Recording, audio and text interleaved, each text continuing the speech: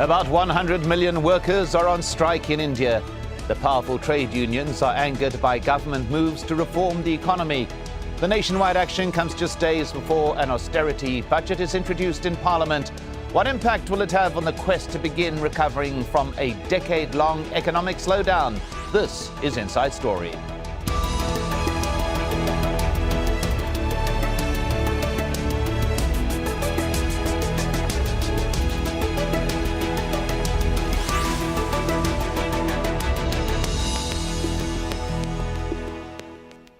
Hello, I'm Mike Hanna. Welcome to the program. A nationwide strike called by trade unions in India has brought the country's transport system to a standstill. Many government offices, schools and public utility services are closed in what's been dubbed a 100 million man strike. Unions demand that the government take urgent steps to control rising prices, raise the minimum wage and halt the privatization of public resources. But as Hazem Sukha reports, a solution remains elusive. A nationwide strike and its burning anger. Workers in a New Delhi suburb set fire to vehicles and vandalized businesses. Elsewhere, banks are closed and normally packed streets lie empty as auto rickshaws, buses and taxis stay off the roads. Tempers are clearly frayed among the drivers as they turn on one who's chosen to break the strike. They're protesting high fuel prices and government reforms. They include plans to open the country's retail sector to global supermarket chains, which they call anti-labor. Setting alight an effigy of Prime Minister Manmohan Singh, the object of their anger is left in no doubt. The latest standoff between the government and trade unions is leaving travellers stranded. The passengers are facing the brunt of the auto rickshaw strike. If we get the auto rickshaws, then they're asking double of what they used to charge earlier. How will the passengers commute? The reforms are an attempt to jumpstart India's faltering economy, Asia's third largest and under threat of a downgrade in its global credit rating. India's Chamber of Commerce estimates the two-day strike could cost businesses nearly $4 billion. I have already told and requested all the trade union leaders not to go on strike and withdraw their strike. We will consider their demands as and when the financial position improves. The government is also trying to cut the budget for the coming year by up to 10%. But it's facing a tough battle from the opposition in Parliament and a scandal over a $750 million helicopter deal that the Defence Ministry is threatening to cancel over allegations of kickbacks. Talks between the government and trade unions broke down on Monday, and with no solution in sight, the anger on India's streets still simmers. Hazem Sukha, Inside Story. Well, joining us now are our guests. In New Delhi, Santosh Mehrotra. He's a permanent secretary to the Indian government as the Director General of the Institute of Applied Manpower Research, which is part of the Planning Commission. Also in New Delhi, Amitava Guha, a National Working Committee member of the Centre of Indian Trade Unions. And in Cambridge in the UK, Jaideep Prabhu. He's a Professor of Indian Business and Enterprise and Director of Cambridge University's Centre for India and Global Business. Welcome to all of you. Let's begin with Amitava Guha in New Delhi. Shrinking economy, rising unemployment, and now labour action that may contribute further to both. Why do you believe the need to strike? The strike was imposed on us because our demands are nothing new. All these 10 demands were presented before the government 2 years before, and the government has not considered to any. Now the Labour Minister says that it may be considered. At the last moment, he said that it may be considered, and he said that provided the fund allocation is available. Now you have said that there is a chance of reducing the expenditure 10% more as an austerity measure. But then where from this fund will come? And our demands are not only involved in money, it involves rights of the workers, where money matters very, very little. And therefore, we had repeatedly asked the government to at least guarantee minimum job, minimum wages, and the implementation of labor laws, and follow the international labor organizations' conventions, particularly conventions of right to associate, convention for negotiation, bargaining. This does not cost money. It costs only the political goodwill and implementation procedure, Well, which let's the at that government point, has not been listening to us. If I may, Amitava, there the accusation that the government has not been listening to the workers. Santosh Mehrotra, your response? I think there are some legitimate demands being made, but unfortunately most of the demands are actually most surprising indeed. First of all, let me say about the story which you began with.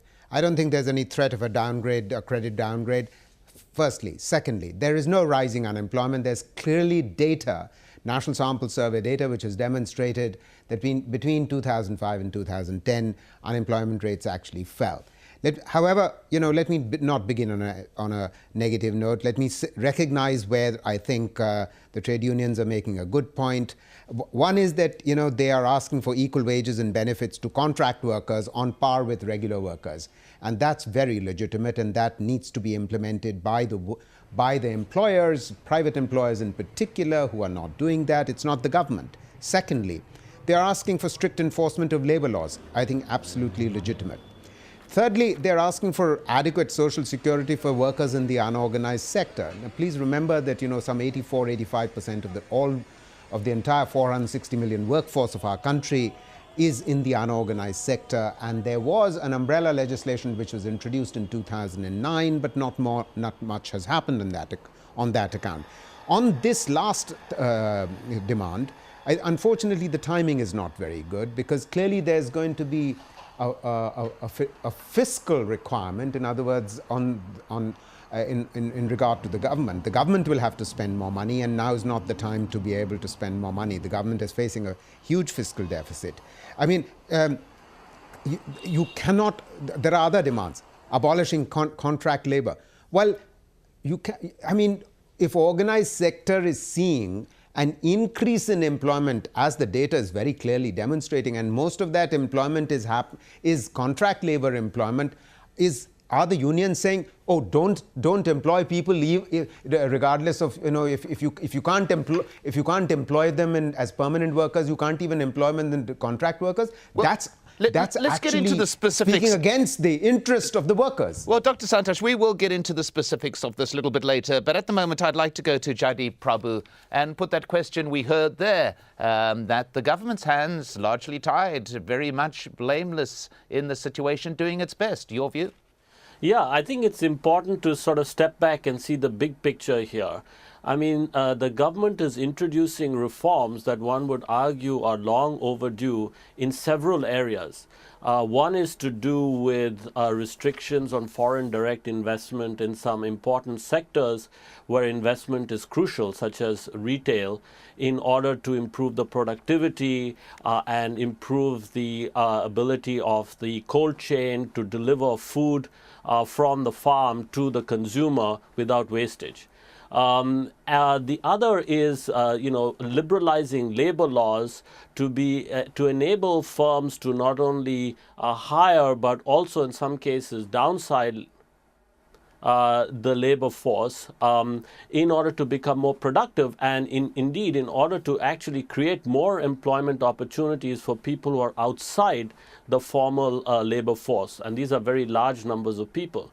And the third is to be able to be somewhat more fiscally conscious, especially in these difficult times, and to reduce subsidies, especially very expensive fuel subsidies, which sort of distort the market and actually only benefit people who are already relatively well off. So there are major reforms on a number of different grounds that the government, ought to have introduced earlier and is introducing now because it's under a great deal of pressure. Well, let's just take a look at the Indian economy. After embracing the free market in the 1990s, India established itself as one of the world's fastest growing economies. But after a decade of rapid growth, which peaked at a rate of 10%, the country's economy was hit hard by the global downturn in 2008. And as the global economy slowed, the fault lines of what some called endemic corruption, poor infrastructure and stalled reform were exposed. Prime Minister Manmohan Singh in trying to reverse the trend by giving greater freedoms to the markets. But as we've seen, that has ignited a massive backlash in the country. The government may feel it has no choice, though. The growth rate this fiscal year is estimated to be 5%. That's the lowest in a decade. But is the answer which the government appears to be considering to further liberalise the economy? Let's put that question to Amitabh Guha. What's your reaction to the intent to liberate the economy further, which appears to be the government intent?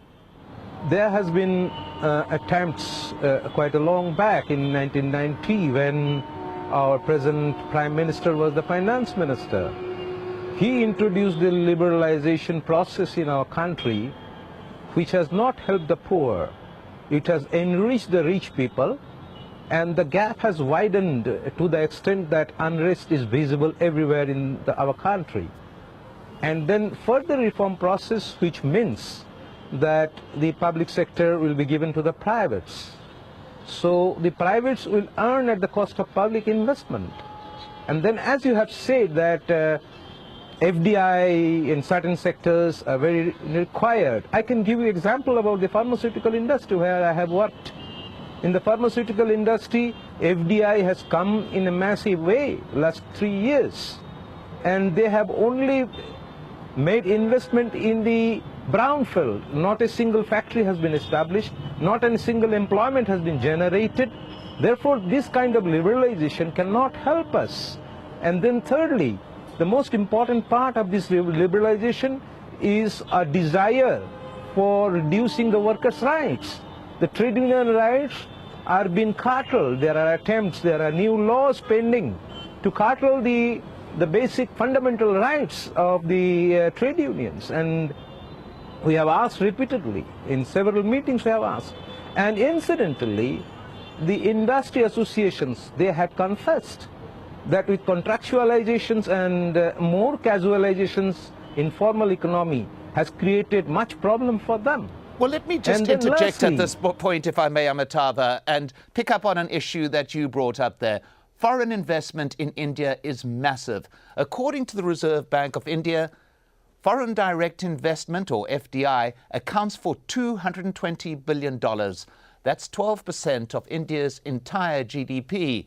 Outsourcing from foreign firms accounts for a significant part of this. Now, as we heard there, the workers insist that FDI, foreign direct investment, does not benefit the people at all, but the government is arguing very strongly that it is necessary to revitalize the economy.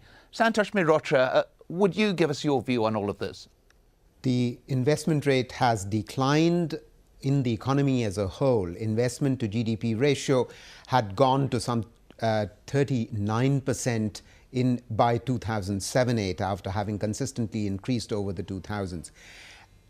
Since it has declined after that, we definitely need all the FDI that we can, because FDI has a transformative effect which goes beyond the immediate production that is generated. There's employment generated, there's technology brought in, there is management skills that are brought in. So there's, in a situation where Indians are not investing enough, I think FDI needs to continue to be encouraged. Point one. Point two.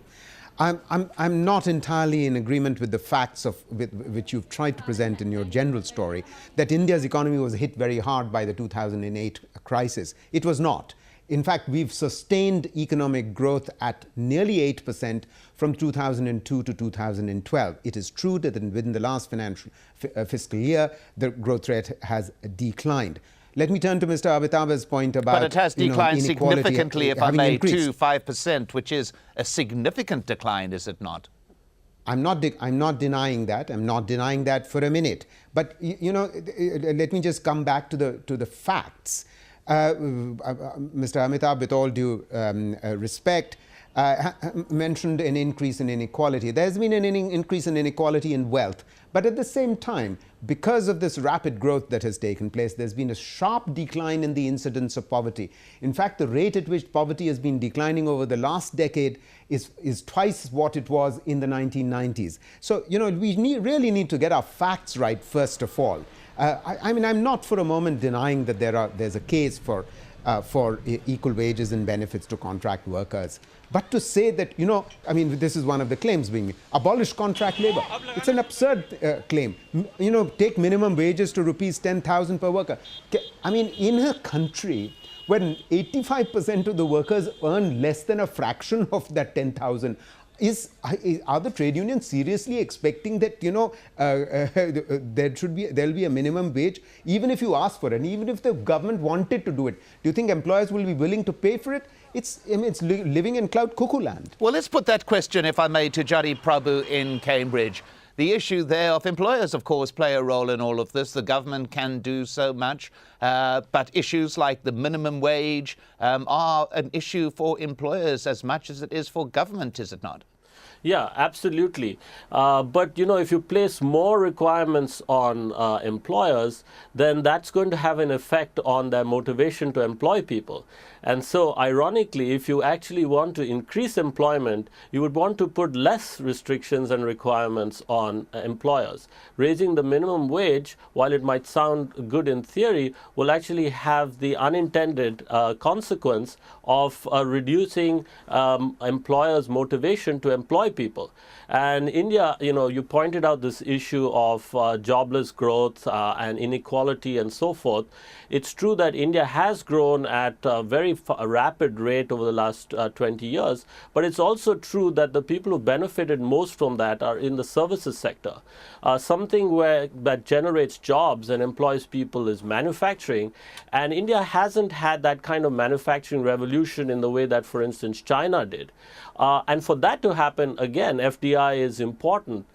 You need to be able to have people who will invest in things like agribusiness, who will invest in the cold chain, who will invest in small scale, small medium enterprises in areas that actually provide jobs to people. India is going to probably add something like 100 million people to the workforce over the next 10 years. It has this potential for a demographic dividend, but that dividend will only be realized if there are job opportunities and training for those young people. So again, actually, I would argue that we need less restrictions on companies.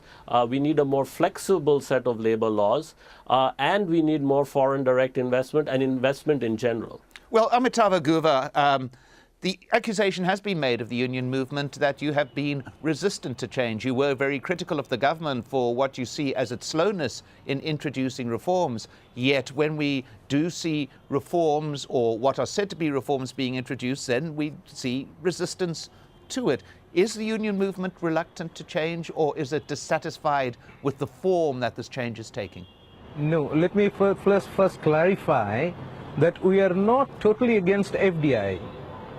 We say that it depends on the sectors, it depends on the Indian industry. If an FDI comes and reduces the exportability of Indian industry, we cannot accept it. Second is that I do not know what indicators have been involved in concluding that there has been a substantial development in poverty alleviation. I do not know, because data says that even if it is a rupees 20 is the indicator where 70% people comes down to that level, it does not show an improvement in the overall poverty alleviation situation. And then about the reforms in the level of the workers' rights, in the level of reducing the trade union rights and the existing benefits, or instead it should be uplifted. Now, as far as productivity is concerned, I had a straight question to ask. I have asked many levels to the employers also, that does it show that the regular permanent workers, their performance is less than the contractual workers? I have not come across any similar comparative study to show that productivity of the unorganized workers are much more.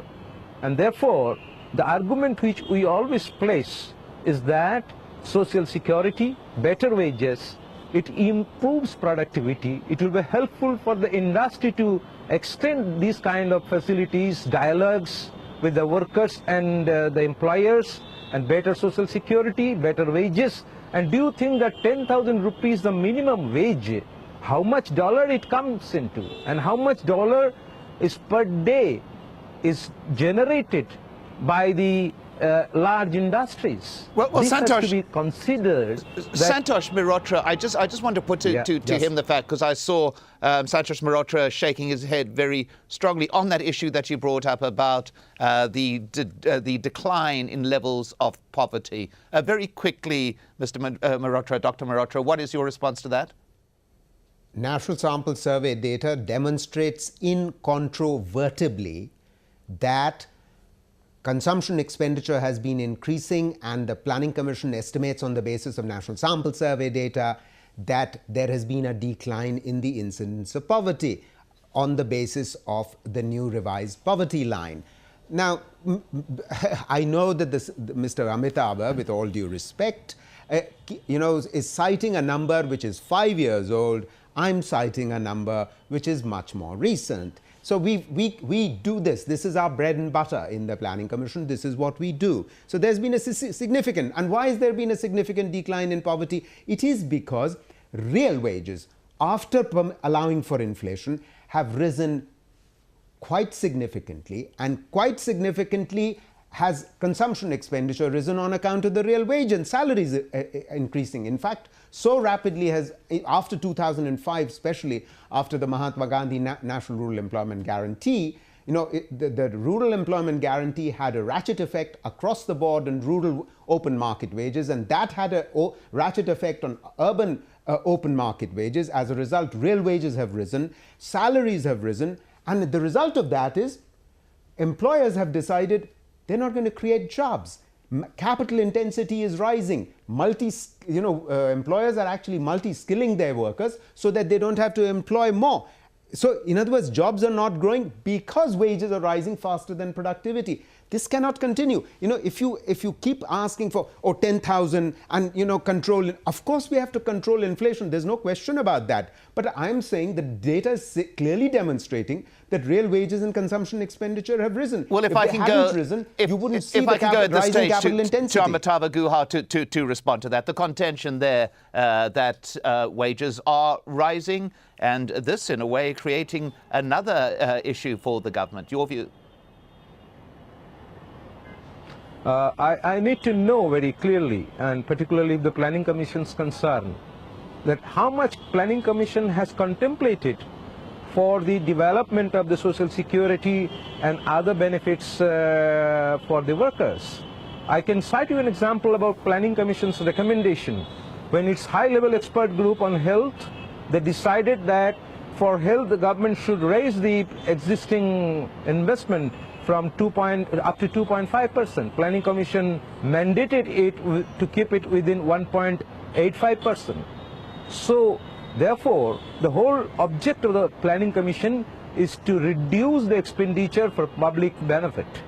Then another thing comes all around, that how much workers' rights are being given. Unless there is a dialogue, unless there is a negotiation, workers cannot get any enhancement in their wages. On the contrary, so much of informal sector, I would suggest the Planning Commission to go down to this level, to the workers even all around Delhi. There is Haryana, there is Noida, there are people, they have been given much less than the payment they are given for the Narega workers. All this data needs to be analyzed, but not in a very mathematical average of high wage level for the expert and the technicians with a simple worker. Therefore, there has been a sharp decline in wages, and it has bound to come because you do not give any scope to the informal sector workers to negotiate and enhance their wages. Well, with everybody shaking their heads and nodding their heads, that's all we have time for at the moment. But thank you to our guests, Dr. Santosh Mehrotra, Jaideep Prabhu, and Amitabha Guha. And thank you for joining us on this edition of Inside Story. If you want, send your feedback to this email address, insidestory@aljazeera.net. I'm Mike Hanna. Goodbye for now.